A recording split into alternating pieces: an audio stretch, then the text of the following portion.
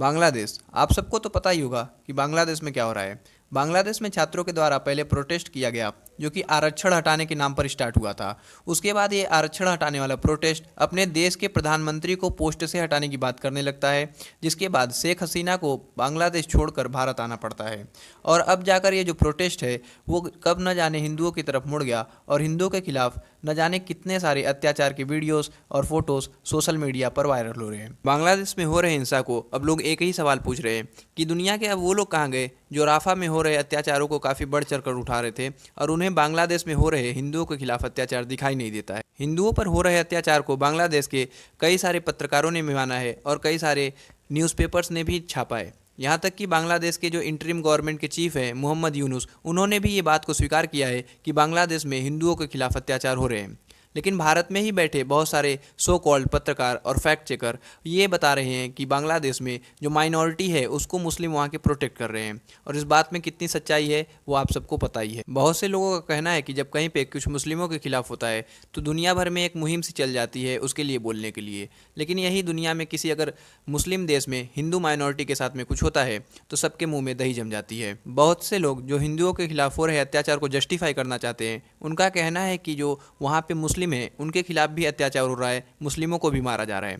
तो उनसे बहुत से लोग ये सवाल पूछ रहे हैं कि केवल हिंदुओं के ही मंदिर क्यों तोड़े जा रहे हैं, वहाँ पर किसी मस्जिद को तो नहीं तोड़ा गया, किसी मस्जिद को तो आग नहीं लगाया गया। भारत के लोगों द्वारा भारत के सेलिब्रिटीज़ जो कि बॉलीवुड के काफ़ी बड़े बड़े सेलिब्रिटीज़ हैं उनसे, और जो भारत के महान महान पत्रकार हैं उनसे क्वेश्चन किया जा रहा है कि जब राफा में कुछ होता है तो आपको तो बहुत ज़्यादा दिखाई देता है, लेकिन अब जब बांग्लादेश में अत्याचार हो रहा है तो आपके आंखों के सामने जो है काली पट्टी क्यों लग गई है, आपके मुंह से बोली क्यों नहीं निकल रही है। लोगों का कहना है कि आखिर सरकार और छात्रों के प्रोटेस्ट के बीच आखिर हिंदू कैसे आ गए, और बात सही के प्रोटेस्ट और हिंदुओं के बीच में क्या लेना देना था। आखिर हिंदुओं को ही क्यों टारगेट किया जाता है, क्यों मंदिरों को उनके ही जलाया जाता है।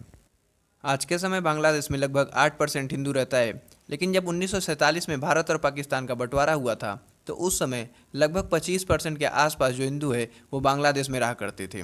तो बांग्लादेश में हिंदुओं की संख्या इतनी कम क्यों हुई, ये भी सोचने का विषय है। बांग्लादेश के सिंगर राहुल आनंद के 140 साल पुराने घर को भी जला दिया गया। क्यों? क्योंकि वो हिंदू थे। इसी बात से आप सोच सकते हैं कि इतने विख्यात व्यक्ति का वहाँ पर यह हाल है तो आम व्यक्ति का क्या हाल होगा, आम हिंदुओं का क्या हाल होगा।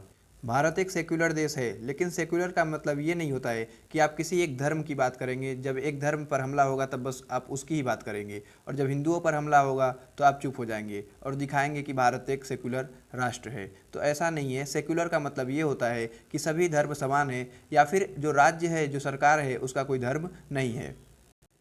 यहाँ तक कि इंटरनेशनल मीडिया भी इस बात को छाप रहा है। दुनिया के कई सारे राजनेता जो हैं इस बात को मान रहे हैं कि बांग्लादेश में हिंदुओं के खिलाफ अत्याचार हो रहा है, लेकिन भारत में ही बैठे कुछ हिंदू राजनेताओं को ये दिखाई नहीं दे रहा है कि बांग्लादेश में हिंदुओं के साथ में क्या हो रहा है।